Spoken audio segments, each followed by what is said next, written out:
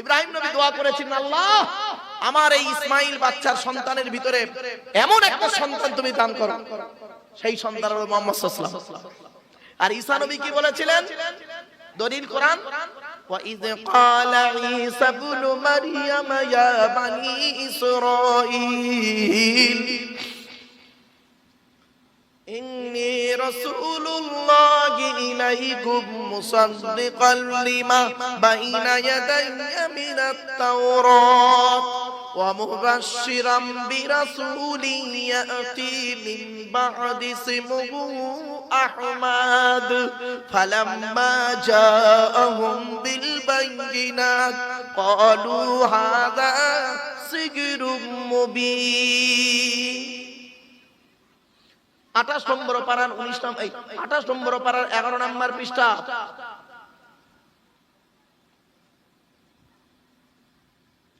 সূরার নাম সূরা সফের মধ্যে আল্লাহ জানিয়ে দিলেন 4 নম্বর লাইন, হযরতে ঈসা নবী বলছেন আমার পরে একজন নবীর আগমন ঘটবে, সেই নবীটার নাম হলো আহমদ। কি বললাম? জোরে বলুন। আচ্ছা, আমাদের নবীর নাম কি? মুহাম্মদ। আর ঈসা নবী কি বললেন? আহমদ। কোরআনে আহমদ শব্দটা এক জায়গায় আছে, আর মুহাম্মদ শব্দটা কোরআনে 4 জায়গায় আছে।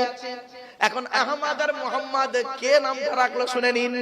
মুহাম্মদ নাম রেখেছিলেন নবীর দাদু আব্দুল মুত্তালিব, মুহাম্মদ নাম রাখলেন, আর নবীর মা আমিনা নাম রাখলেন আহমদ। কি বুঝলেন? চলে তো আমার বাপেরা, আল্লাহ পাক বলছেন আল্লাযীনা ইউমিনুনা বিল গায়বি, মুত্তাকি হলো ওই লোকটা যারা নাকি আল্লাহকে না দেখে না বুঝে অন্ধের মতো বিশ্বাস করবে। 2 নাম্বার হলো ওয়া ইউকিমুনাস সালাত, যারা নামাজ কায়েম করবে। বাপেরা, নামাজ কারোর জন্য মাপ নাই, কারোর জন্য নামাজ মাপ নাই বিশেষ কারণ ছাড়া। মা বোনেদের বলে যাচ্ছি, মায়েরা বোনেরা, স্বামীকে নামাজের কথা বলবেন, আর স্বামীদের বলে যাচ্ছি স্ত্রীকে নামাজের কথা বলবেন। যদি না বলেন আপনাকে কিয়ামতের মাঠে আল্লাহ জবান টেনে ছুঁয়ে নেবে। অনুরোধ করে বলে যাচ্ছি মা, অনুরোধ করে বলে যাচ্ছি বাপেরা, নামাজ পড়ুন, নামাজ কারোর জন্য মাপ নাই। অনেক সময় কি হয় দেখবেন, জলসার জন্য কালেকশন করছে, সারা দিন এক ওয়াক্ত নামাজ পড়ে, এক ওয়াক্ত নামাজ পড়ে না, জলসার কালেকশন করতেই ব্যস্ত, সারা দিন ব্যবসায় ব্যস্ত, সোনার কাজ, গড়ির কাজ, বলের কাজ, ছেলাইয়ের কাজ, ঝালাইয়ের কাজ, ধুলোর কাজ, বালির কাজ, যত রকমের কাজ আছে সব কাজে ব্যস্ত। আর যেই নামাজের কথা বলে ভাই টাইম পাই না। আল্লাহ কোরআনে বলছেন, আমি বলিনি? ও সোনাওয়ালারা, তোমরা কি মনে করেছো এই সোনার ব্যবসা কিয়ামতের মাঠে আমাদের আযাবে জাহান্নাম থেকে নাজাত দেবে? চলুন কোরআন কি বলছে দেখি। আমি বলিনি? ইয়া আইয়ুহাল্লাযীনা আমানু হাল আদুল্লুকুম আলা তিজারাতিন তুনজিকুম মিন আযাবিন আলীম। 28 নম্বর পারার 11 নম্বর পৃষ্ঠা 10 নম্বর লাইন, সূরার নাম সূরা সফের মধ্যে আল্লাহ পাক জানিয়ে দিলেন, হে ইমানদার বান্দাগণ, আমি আল্লাহ কি তোদের একটা ব্যবসার কথা বলে দেব, সোনার ব্যবসা, জরির ব্যবসা, দর্জির ব্যবসা, যে কোনো একটা ব্যবসার কথা বলে দেব। ওই ব্যবসার মাধ্যমে কিয়ামতের মাঠে তুনজিকুম মিন আযাবিন আলীম, আমার আযাবে জাহান্নাম থেকে নাজাত পেয়ে যাবি। না না না, আমি আল্লাহ কি বলছি শুনে নে বান্দা। তুমিনুনা বিল্লাহি ওয়া রাসূলিহি, আল্লাহ এবং নবীর উপরে 100% বিশ্বাস রাখবি। চলার জীবনে আল্লাহ নবীর উপরে 100% বিশ্বাস রাখবি। আর কি করবি? ওয়াতুজাহিদুনা ফি সাবিলিল্লাহ, জানার মাল আল্লাহর রাস্তায় দিয়ে, বিয়ামওয়ালিকুম ওয়া আনফুসিকুম, জানার মাল আল্লাহর রাস্তায় নিজের জীবনটাকে বিলিয়ে দিবি। তাহলে দিলে কি হবে? যালিকুম খায়রুল লাকুম, ওটাই হবে তোদের জীবনের সবথেকে উত্তম কাজ। কি বুঝলেন বাপেরা? বাড়ি থেকে ভাববেন। তাই আল্লাহ বললেন ইউমিনুনা বিল্লাহি আল্লাযীনা ইউমিনুনা বিল গায়বি ওয়া ইউকিমুনাস সালাত, যারা নামাজ কায়েম করবে। আচ্ছা, সারা দিনে কত ওয়াক্ত নামাজ ফরজ? 5 ওয়াক্ত। কত তাড়াতাড়ি বলেন? 5 ওয়াক্ত নামাজ। 5 ওয়াক্ত নামাজ কোন নবী পড়লেন শুনে নিন, সহজে বলে দিচ্ছি। ফজরের নামাজ পড়েছিলেন সর্বপ্রথম হযরতে আদম আলাইহিস সালাতু ওয়াস সালাম। জোহরের নামাজ পড়েছিলেন হযরতে ইব্রাহিম আলাইহিস সালাতু ওয়াস সালাম। আসরের নামাজ পড়েছিলেন হযরতে ইউনূস আলাইহিস সালাতু ওয়াস সালাম। আর মাগরিবের নামাজ পড়েছিলেন, আচ্ছা এশার নামাজ পড়েছিলেন মুহাম্মদ সাল্লাল্লাহু আলাইহি ওয়াসাল্লাম। এবারে মাগরিবের নামাজ পড়েছিলেন কে? তার আগে একটা প্রশ্ন করি, আচ্ছা বলুন ফজরের ফরজ নামাজ ক রাকাত? জোরে বলুন। 2 রাকাত। জোহরের ফরজ নামাজ ক রাকাত? 4 রাকাত। আসরের ফরজ নামাজ ক রাকাত? এশার ফরজ নামাজ ক রাকাত? সব জোর জোর না? আর মাগরিবের ফরজ নামাজ ক রাকাত? কেন এটা বেজোড় কেন? সব জোর আর এটা বেজোড় কেন? শুনে নিন, মাগরিবের নামাজ সর্বপ্রথম কে পড়েছিলেন? আমি বক্তব্যের শুরুতেই বলেছিলাম, মনে আছে? সুলাইমান নবীর বাপ দাউদ বলে একজন নবীর কথা বলেছিলাম, মনে পড়ছে? সুলাইমান নবীর বাপ দাউদ নবীর কাছে 2 জন নারী এসেছিল বিচার করতে। সুলাইমান নবীর বাপ দাউদ নবী বিচার করে দিলেন। ওই বিচার করে যখন চলে যাচ্ছেন, গেটে দাঁড়িয়েছিলেন সুলাইমান নবী। সুলাইমান নবী দ্বিতীয়বার বিচারটা করেছিলেন। দাউদ নবী দেখলেন আমার বিচারের থেকে আমার ছেলের বিচারটা একদম যথাযথ যুক্তিযুক্ত হয়েছে। সঙ্গে সঙ্গে আল্লাহর কাছে কাঁদাকাটা করতে করতে উনি করলেন কি, সেই সময় ছিল মাগরিবের সময়, সূর্য ডোবার সময়। ওই সময় উনি করেছেন কি, 4 রাকাতের নিয়ত করে বেখেয়ালি বেচারা 3 রাকাতে বসে পড়েছিলেন। মাগরিবের নামাজ এই জন্য 3 রাকাত আছে। ব্যাপক আলোচনা। চলো এবার আসছি সারা দিনে কত ওয়াক্ত নামাজ ফরজ? 5 ওয়াক্ত নামাজ ফরজ, ফজর, জোহর, আসর, মাগরিব, এশা। শুধু তাই নয়, সঙ্গে আরো কিছু নামাজের কথা যখন এলো আরো অনেক প্রশ্ন আসবে, উত্তরগুলো বলে দিচ্ছি, শুনে নিন।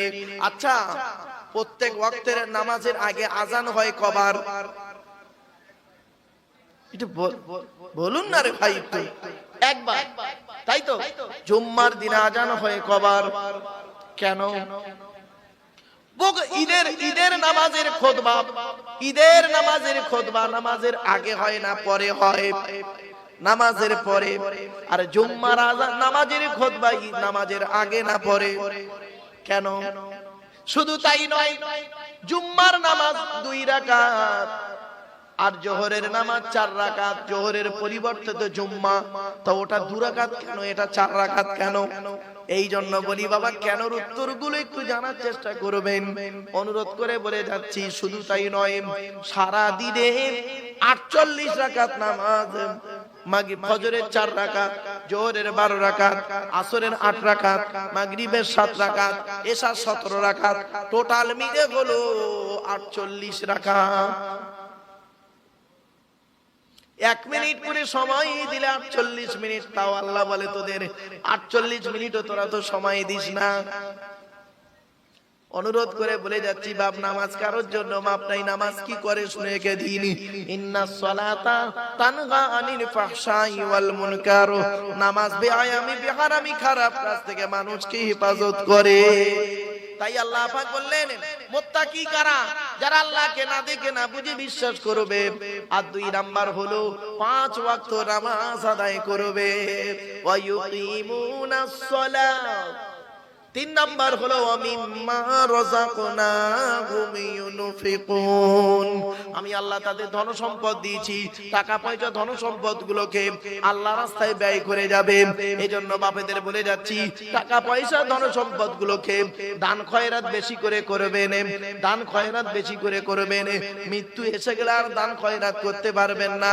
কোরআন জানিয়ে দিয়েছে, আমি বলিনি, ওয়া আনফিকু মিম্মা রাযাকনাকুম মিন ক্বাবলি আন ইয়াতিয়া আহাদাকুমুল মাউতু ফায়াকুলা রাব্বি লাউলা আখখারতানি ইলা আজালিন করিব ফাআসাদদাকা ওয়া আকুম মিনাস সালিহিন সূরা মুনাফিকুনের মধ্যে আল্লাহ বলে দিলেন, ওরে মৃত্যু আসার আগে টাকা পয়সা ধন সম্পদগুলোকে আল্লাহর রাস্তায় দান করে যা, মরণ এসে গেলে আর দান করতে পারবি না।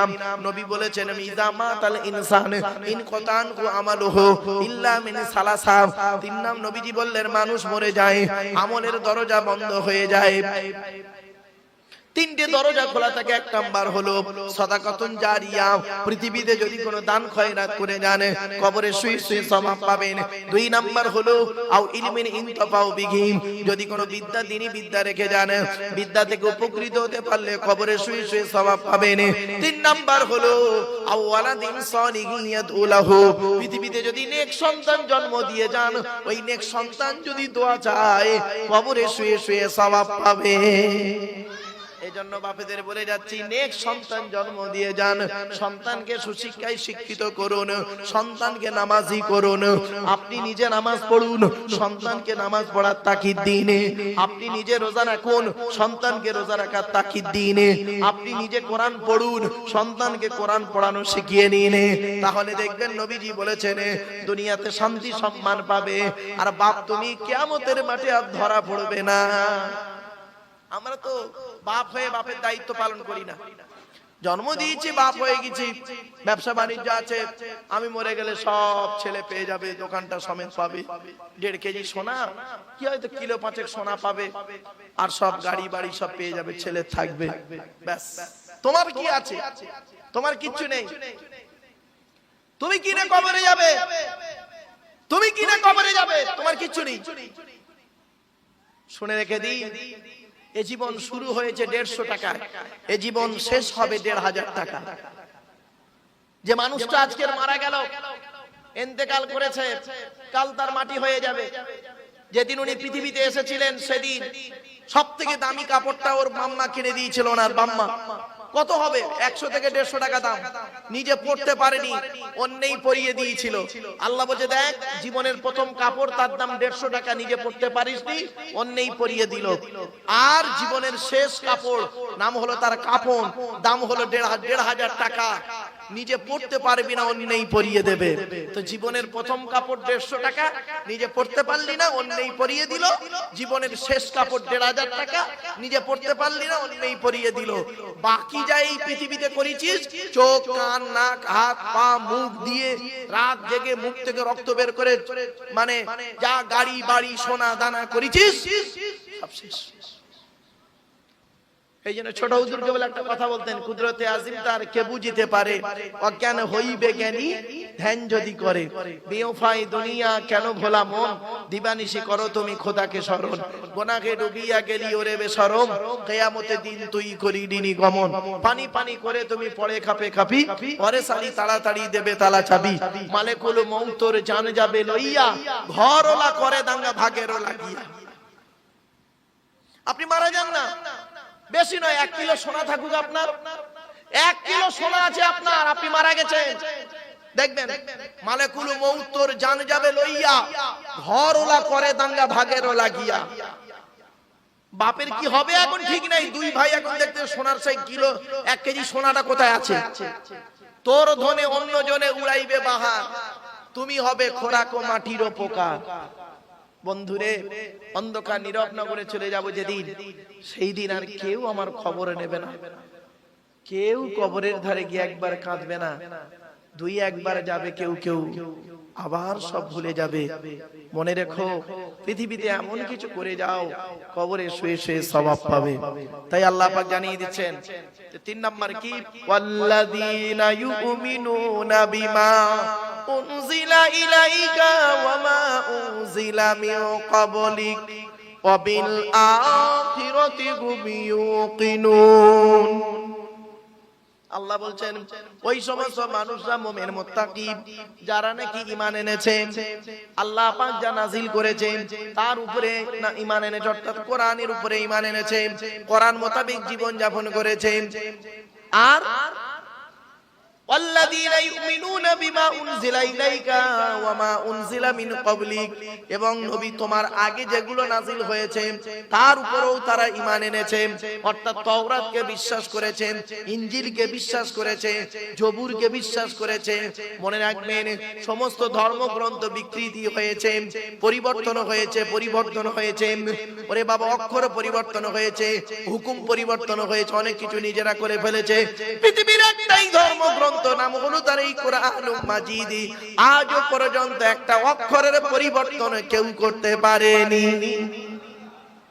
এই কোরআন এমন একটা কিতাব, পৃথিবীর সমস্ত কোরআন যদি ফেলে দেওয়া হয়, একটা কোরআনের হাফেজকে আল্লাহ জিন্দা রাখবে, আবার হাজার হাজার কোরআন তৈরি করে নেবে। জোরে বলুন সুবহানাল্লাহ। পৃথিবীর এমন কোন ধর্মগ্রন্থ নেই যে সেটাকে হৃদয়ের মধ্যে মুখস্থ করতে পারে। একটা বাচ্চা ছেলে, সেও কোরআন মুখস্থ করে। ভাবতে পেরেছেন বাবা?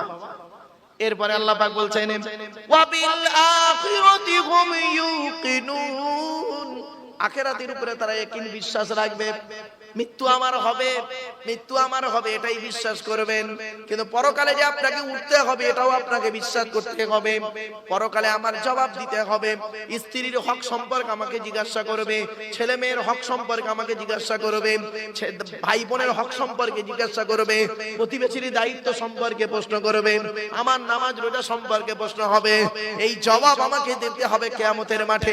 আল্লাহ বলে, সেই দিন তোর মাপ করে فأما من ثقلت موازينه فهو في عيشة راضية وأما من خفت موازينه فأمه حاوية وما أدراك ما هي نار حامية। আল্লাহ বলে, সেই দিন যার নেকির পাল্লা ভারী হবে তার ঠিকানা হবে জান্নাত, যার নেকির পাল্লা হালকা হবে তার ঠিকানা হবে জাহান্নাম। হাবিয়া নামক জাহান্নাম। তাই বাপেদের বলে যাচ্ছি, টাকা পয়সা গুলো গুনে গুনে জমা করে ব্যাংকে না রেখে, আর গুনে এথায় ওথায় না রেখে দয়া করে একটু আল্লাহর রাস্তায় দান করে যান। আল্লাহ কোরআনে বলছেন, ওয়াইলুল লিকুল্লি হুমাযাতিন লুমাযা, ওই সমস্ত লোকদের প্রতি জাহান্নাম যারা সামনে দুর্নাম বদনাম করে, পেছনে দুর্নাম বদনাম করে। আল্লাযী জামাআ মালান ওয়া আদ্দাদা, যারা টাকা পয়সা ধন সম্পদ গুলোকে জমা করে রাখে আর গুনে রাখে। তারা ধারণা করে, মনে করে, এই টাকা পয়সা ধন সম্পদ গুলো আমার চিরস্থায়ী থাকবে। আল্লাহ বলেন, কাল্লা, কখনোই নয়। হুতামা নামক জাহান্নাম পুড়িয়ে সব ছারকার করে দেবো। মনে রাখবি, এই পৃথিবীতে আমি প্রথমেই বলেছিলাম বাবা, নিজের করেন, আমার করেন, তিনটে জিনিস আমার মনে পড়ছে, তিনটে জিনিস আমার, বাড়ি থেকে বাপের। এরপরে আল্লাহ পাক বলছেন, আখিরাতকে তোকে বিশ্বাস করতে হবে, কিয়ামতের মাঠে তোকে উঠতে হবে। কিয়ামতের সেই দিনের কথা খেয়াল করো। কিয়ামত কবে হবে জানেন বাবা? অসুবিধা হচ্ছে আপনাদের? আর একটু হবে না, বন্ধ করে দেবো? হবে? একবার তাকবীর আর নারায়ে তাকবীর, নারায়ে তাকবীর। একবার দরুদ শরীফ, আল্লাহুম্মা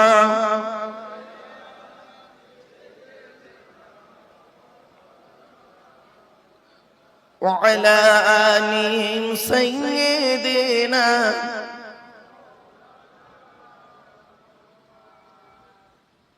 বাপেরা, কিয়ামত কবে হবে শুনে একদিন, পৃথিবী ধ্বংসের লক্ষণ কয়েক কটা ঝপঝপ করে শুনে নিন। এই পৃথিবী শুরু হয়েছে একদিন, এই পৃথিবী ধ্বংস হবে একদিন। পৃথিবী ধ্বংসের কয়েক কটা লক্ষণ কি কি? এক নাম্বার, নবী বললেন পৃথিবী ধ্বংসের লক্ষণ হলো বিদ্যা সমাজ থেকে উঠে চলে যাবে। মাধ্যমিক, উচ্চ মাধ্যমিক, বিএ পাস, এমএ পাস, আলেম, হাফেজ, মাস্টার, ডাক্তার, ইঞ্জিনিয়ার, প্রফেসর বেড়ে গেছে।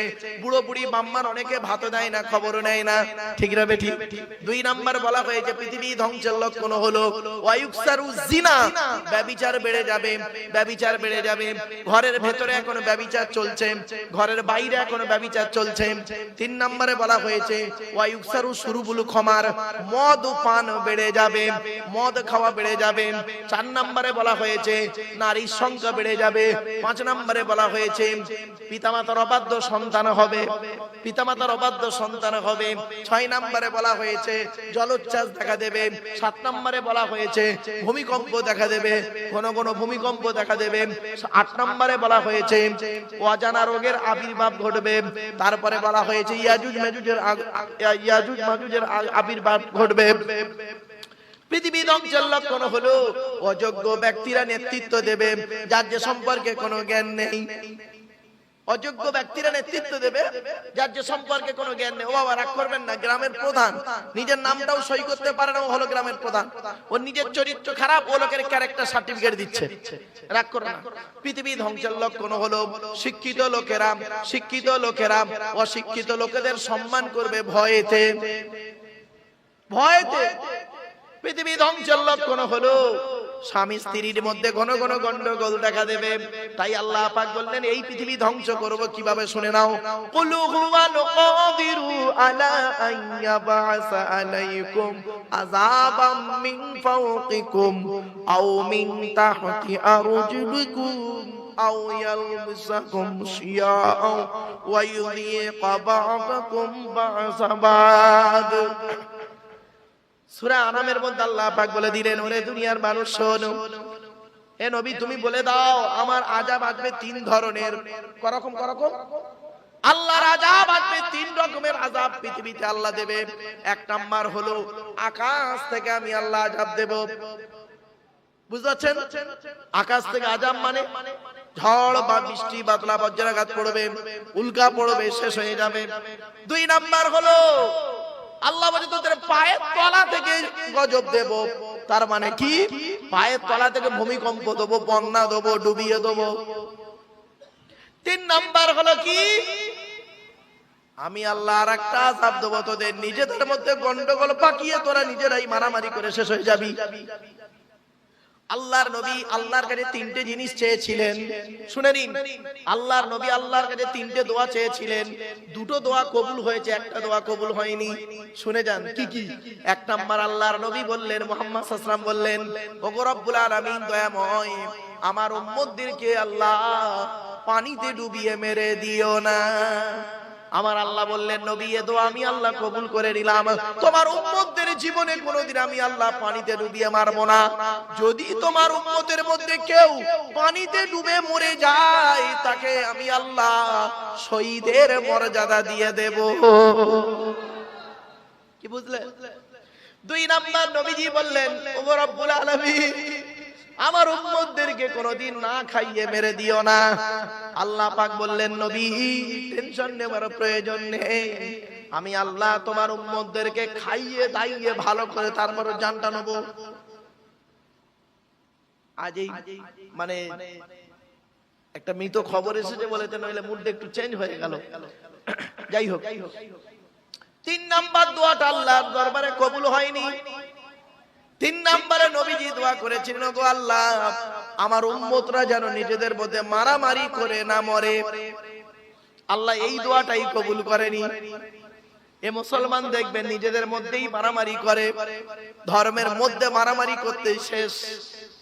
শুনে নিন, জিহাদের দুটো ভাগ, জিহাদু ফিদ্দিন আর জিহাদু লিদ্দিন। ফি মানে মধ্যে, লাম্মা লি মানে জন্য। তাহলে জিহাদু ফিদ্দিন মানে কি? ধর্মের মধ্যে যুদ্ধ করা। আর জিহাদু লিদ্দিন ধর্মের জন্য যুদ্ধ করা। দুটো এক। ধর্মের জন্য যদি যুদ্ধ করতে গিয়ে যদি আপনি মারা যান, তাহলে শহীদ, জান্নাতি। আর যদি জীবিত ফিরে আসেন, যুদ্ধ জয়লাভ করে ফিরে আসেন, আপনাকে আল্লাহ বলছেন গাজী। গাজী কি বললো? গাজী। তাহলে আপনি যদি ধর্মের জন্য যুদ্ধ করতে গিয়ে মরেন, তাহলে আপনি হলেন জান্নাতি শহীদ। আর যদি ফিরে আসেন জীবিত, তাহলে গাজী, আল্লাহর কাছে সম্মানিত ব্যক্তি, গাজী আপনি একজন। আর ধর্মের মধ্যে যুদ্ধ করে যদি মরেন, ধর্মের মধ্যে যুদ্ধ করে, ধর্মের মধ্যে যুদ্ধ মানে বুঝতে পারছেন? ওই প্রথমেই আমি বক্তব্যতে বলেছি, খেয়াল করছেন না হয়তো, ওই টুপির মারামারি, গোল টুপি, লম্বা টুপি, চারা জামা, ফাড়া জামা, তবলিগ, পুরপুরা, বেরেলি, ওয়াহাবি নিজেদের মধ্যে মারামারি করছে। ও মুসলমান, ও মুসলমান, এ ওর কাফের বলছে, ওর কাফের বলছে। শুনে রেখে দিই, এই করতে করতে যদি মারা যাও বাবা, হ্যাঁ অনেক দেখবেন এই করতে করতে মরে, নিজেদের মধ্যে মরে। তো মরার পরে দেখবেন যে দলের লোক মরলো, ওই দলের লোক শহীদ বলে তাকে সুনাম দেখে দিল। আল্লাহ শহীদ বলছে না, তুই শহীদ বলে কি করবি? ঠিক না বেঠিক? বাড়িতে ভাববেন, খবরদার এই জিনিস থেকে দূরে সরে থাকুন। আল্লাহ পাক কোরআনে বলেছেন, আমি বলিনি, দলিলটা দিয়ে দিচ্ছি। আল্লাহ বলছেন সূরা আরাফের মধ্যে, তওবা সূরা আনামের মধ্যে আল্লাহ বলছেন 8 পারা 9 পৃষ্ঠায়, ইন্নাল্লাযীনা ফাররাকু দীনাহুম ওয়া কানু শিয়া'আন লাস্তা মিনহুম ফি শাইইন ইন্নামা আমরুহুম ইলাল্লাহ সুম্মা ইউনাব্বিউহুম বিমা কানু ইয়াফআলুন। আল্লাহ পাক বলছেন, এ নবী তুমি শুনে নাও, নিশ্চয়ই যারা ধর্মের মধ্যে পৃথক করেছে, ধর্মের মধ্যে বিভেদ তৈরি করেছে, ধর্মের মধ্যে যারা গন্ডগোল পাকিয়েছে, ধর্মের মধ্যে মানুষকে পৃথক করেছে, তাদের সঙ্গে নবী তোমার কোনো সম্পর্ক নেই। হয়েছে? আপনি কি বলছেন?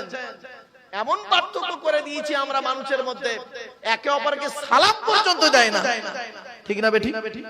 হতে পারে আপনার মত আলাদা, আমার মত আলাদা। আপনার মতে কোরআন হাদিস ইজমা কিয়াস আছে, আমার মতে কোরআন হাদিস ইজমা কিয়াস আছে।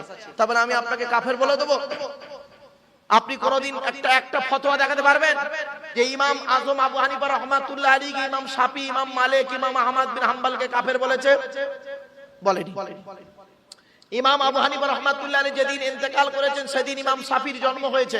ভালো করে শুনে নিন, ইমাম আবু হানিফা রাহমাতুল্লাহ আলাইহির জন্ম হলো 80 হিজরি, আর ইমাম মালিকের জন্ম হলো 93 হিজরি।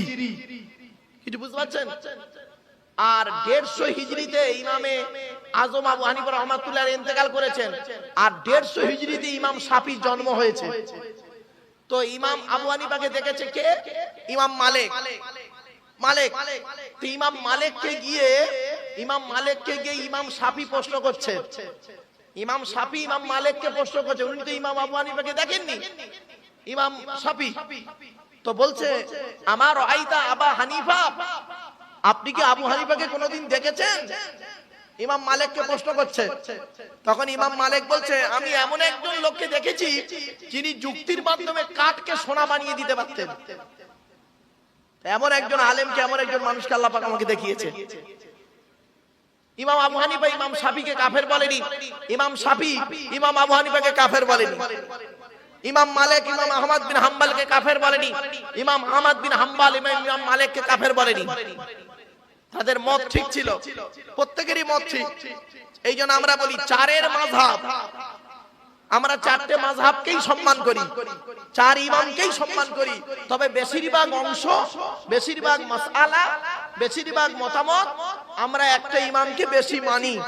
এই নয় যে ইমাম শাফির মতকে আমরা মানি না, ইমাম আবু হানিফার ইমাম মালিকের মতকে মানি না, ইমাম আহমদ বিন হাম্বলের মতকে মানি না। কে বলেছে মানি না? আপনারা তো জানেন না কিছু। চার ইমামকেই মানি, চার ইমামের মত কিছু মানি, তবে বেশি আমরা অনুসরণ করি ইমাম আজম আবু হানিফা রাহমাতুল্লাহ আলাইহি। আর যখনই আমরা ইমাম আজম আবু হানিফা রাহমাতুল্লাহ আলাইহি নিজেই বলেছেন, ইদা সাহাল হাদিস ফাহুয়া মাযহাবি, যদি সহিহ হাদিস যেখানে আসবে ওটাই আমার মাযহাব।